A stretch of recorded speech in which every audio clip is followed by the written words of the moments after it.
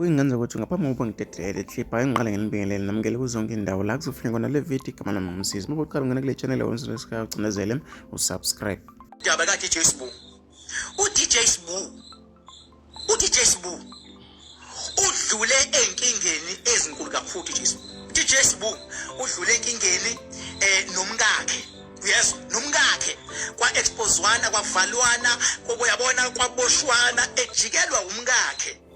DJ sbuh ujikelwe even abantu ebesebenzisana nabo. DJ sbuh kwafika uSARS ngale yaminyaka efuna ukumqeda emdlela yonke. Ngokomthetho DJ sbuh kumele ngabe namhlanje ufile noma unesifo sokuwa uhlala awe noma uqile otshwaleni. Kumele ngabe DJ sbuh lapho ngendlela yezinkinga adlule kuzona. Uyabona ke mfethu khonto ezongifakazela kuyona.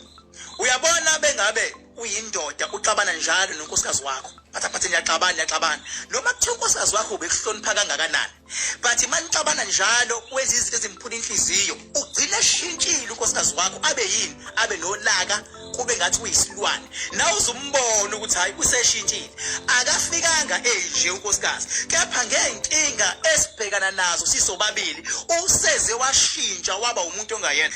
So DJ sbuh inkinga adlule kuzona kunokuthi zimbulale, kunokuthi ayihenge, kunokuthi khona nje isikhathi la ivini emsebenzini kade buyaxoshwa buyabuyisa umsakazweni abuyaxoshwa buyabuyisa. Zonke lezo nkinga bekumele zimenze ahlale kube sikhuphuka. Umuntu nomuntu unento ahamba nayo. Umuntu nomuntu unesidalwa ahamba naso. Phela isidalwa akumele sibonakale ngoba sinemfihlakalo. Kumele sifike nani? Sifike ngamaphupho kuwena, sifike ngalunga. So usbuh kube sekukhuphuka lento ahamba nayo isifuna ukubonakala. Mayibonakala siyenze njani? Seyibeka inweleke. Usbuh bekumuntu okuwethiscope okuclean ngezinga eliphezulu ozithandayo. Waqalwa beka inwele. Once waqalwa beka inwele nazo mina. Inwele zama aerials, inwele ziyadonsa inwele. Akuwona wonke umuntu obeka inwele. Umuntu obeka inwele kahle unemfihlakalo. Ingakho isonto lakaShembe kwakuyimpoqo ukuthi inwele azibekwe. Ingakho imost yabelunga abarich bayayibeka inwele abagundi.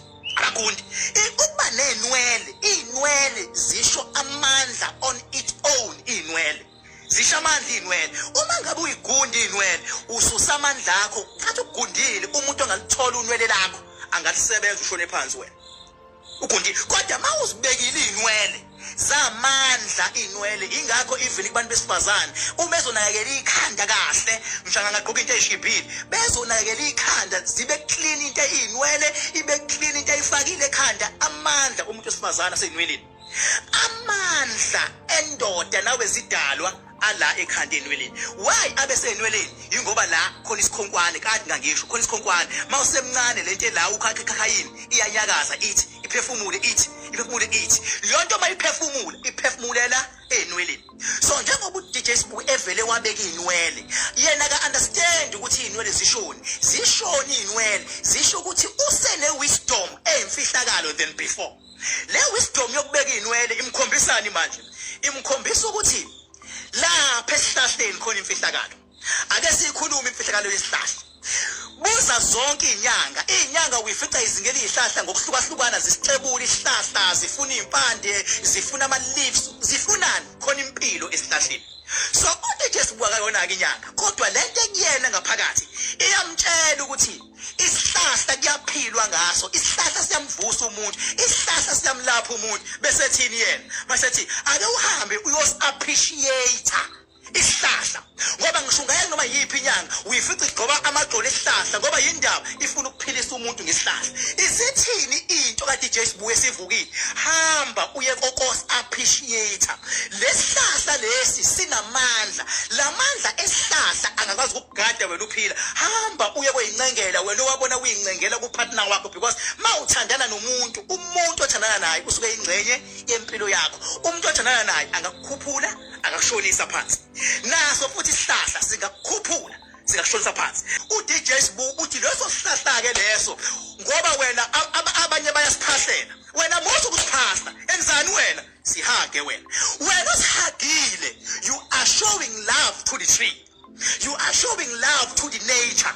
Wena ophahlayo uyakhombisa ukuthi lesihlahla